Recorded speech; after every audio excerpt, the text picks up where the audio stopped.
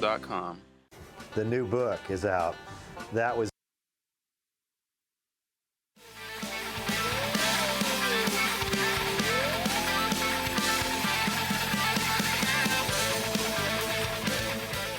And welcome back, everybody. I'm Trevor Horn. This is the last half of BVarsity Live.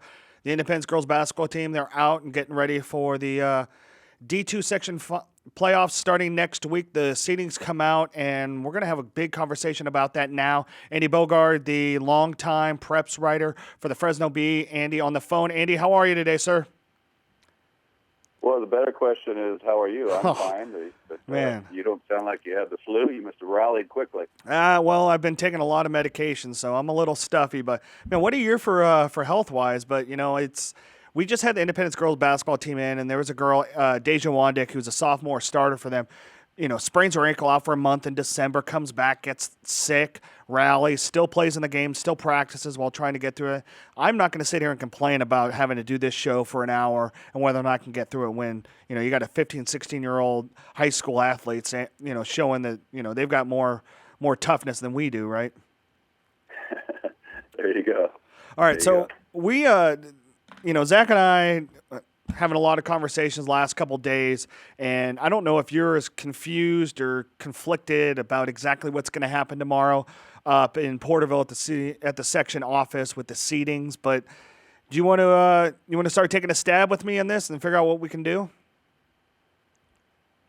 Well, yeah, you know, I'm looking back for an email that I got from Craig Campbell that laid that out. But obviously, there's three elements of importance for the committee. You know, strength of schedule and a winning percentage, and the coaches poll. I think what's in question is will it go? You know, if the committee agrees, doesn't see anything phony or goofy with the coaches poll, do they even go beyond that and get into the other criteria? That's the question here. But is that the way you guys see it also? You know, we actually don't see it that way. We look at it and look at kind of strength of schedule first, especially in the D1 level in boys. And you look at, are you in the same kind of mindset where it's between Clovis North and Centennial and Central right now, between the three teams that could maybe jockey for that number one seed? Yeah, the coaches generally, you know, they pay attention to head-to-head results, and with the Clovis, there's only one real meaningful head-to-head out there in that D1, and that was the Clovis West went over Centennial way back in December. But I mean, the Clovis North win. But you know, there's different ways to interpret that. As Zach knows, I'm very big on home court advantage, and yeah, you know, the way I look at that really is if you beat me by 2 points on your home court, I think I'm the better team. Well, I and not think, just that, to you me, got to. that says. Well, you got to look at the situation too. They didn't have Malcolm Johnson in that game. Yeah. Well, but to throw that out, that doesn't matter. You know, and all the losses Garza's girls had without West. Throw that out. That does not matter at all. It does. Well, it does. It made to the coaches. See, that's their differences, and that's a big factor now with the seating committee. When there wasn't the coaches' influence, they cared none whatsoever what star didn't play, who played, when, where. But now coaches are aware of that, so you know that could be, you know, a bigger difference. But again, going back to the Centennial, you know, loss to Clovis North in the boys, that tells me Centennial wins it on a neutral court. That tells me Centennial wins fairly convincingly on the home court. So, but that's just on how you want to interpret that. Right. I do have the section policy in front of me. Following criteria will be used as a starting point for seeding: 1, coaches' rankings; 2, overall winning percentage; 3, strength of schedule. And then in red type, if there's a clear-cut winner, at least 2 of the 3 criteria then do not use tiebreaker criteria. So they will use all three of those, and if you're good on 2 of 3, then they don't go any further.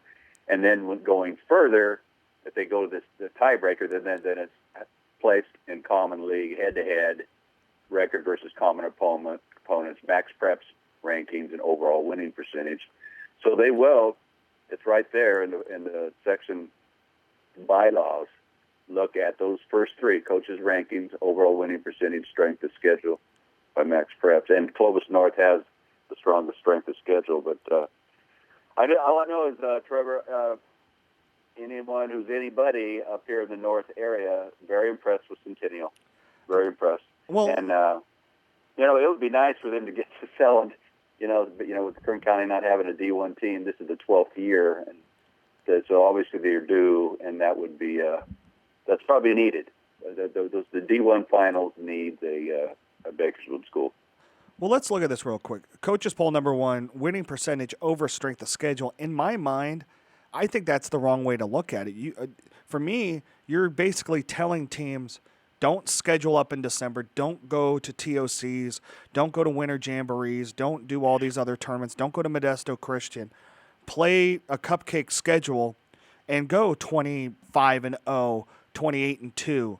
And then if it comes down to strength of schedule, then you go, well, okay. I don't know if I necessarily like that.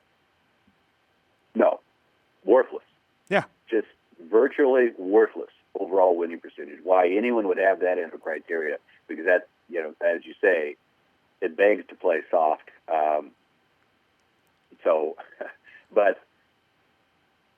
But I saw Edison Girls last night, and they played St. Mary's earlier in the year. Talked to Tony Amundsen at Clovis North boys, a couple nights ago. He's going to schedule as strong as he can. So it's kind of weird.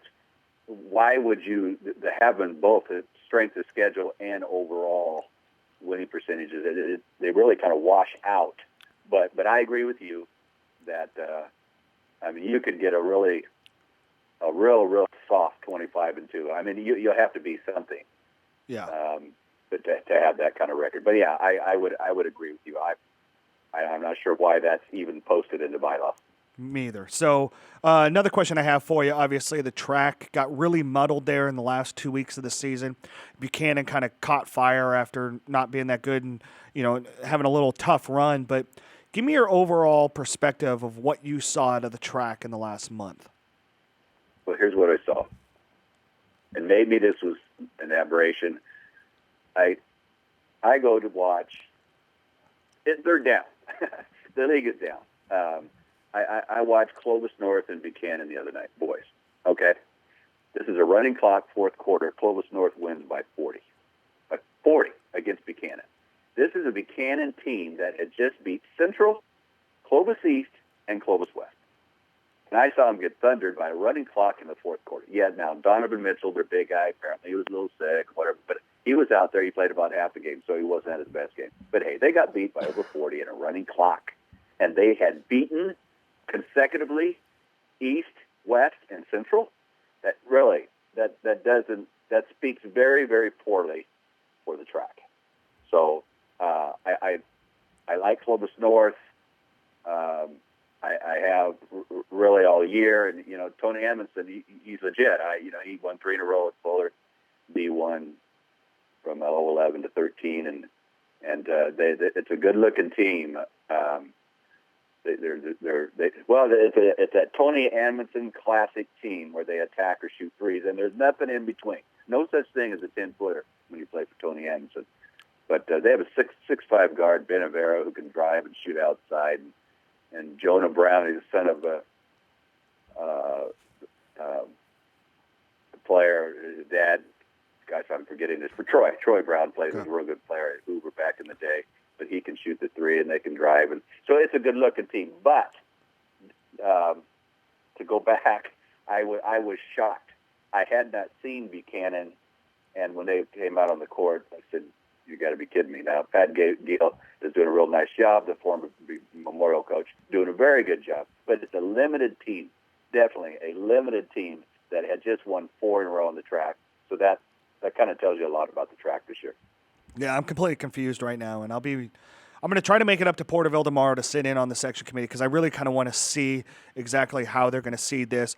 In your mind, if either Clovis North, Central, or Centennial is the 1 seed, and one of them is the 3 seed, are you really confused, and do you really see it's up to those 3 teams, maybe Clovis East as the top 3 seeds tomorrow in D1 boys? Well, I think East will be in that top 5. You've been Right. throwing Bakersfield, and I think that's your top 5.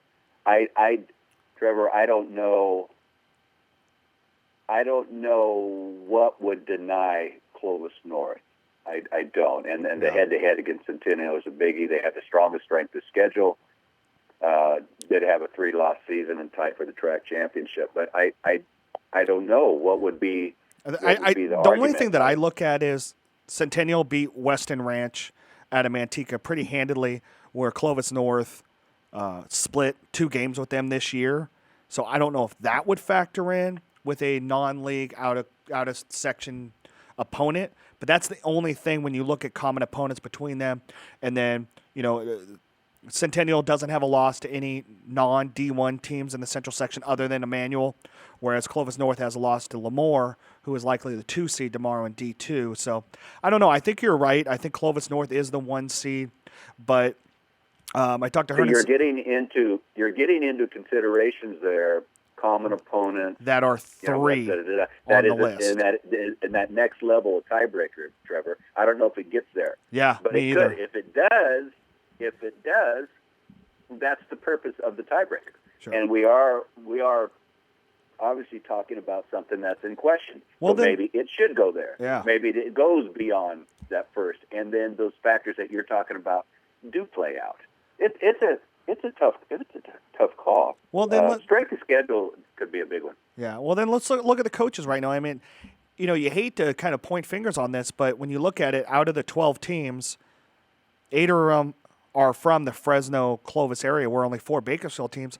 So, do you hope that coaches don't, show a bias for those in their backyard rather than ones outside of it? And do you feel like that plays a factor into this sometimes, especially at the D1 level?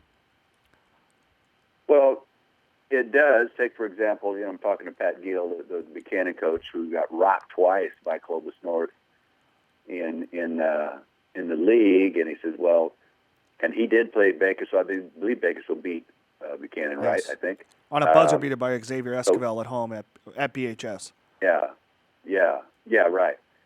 So, he says he thinks Clovis North is the best team he's seen, and he goes, and I'm biased. He said that. Yeah. And again, everyone I talk to up here is big on Centennial, so they're going to get a lot of support. Well, there's one person not voting for Centennial, and that's Hernan Santiago. He's voting for Clovis North tomorrow, he told us last night. So that'll be very interesting, and likely is Clovis North. Andy, we have to take a quick break. Will you stay on with us for a few more minutes after this, and we'll dive into girls and the lower divisions and the boys? Okay. All right. There you go. All right, we'll be right back. More with Andy Bogart from the Fresno Bee.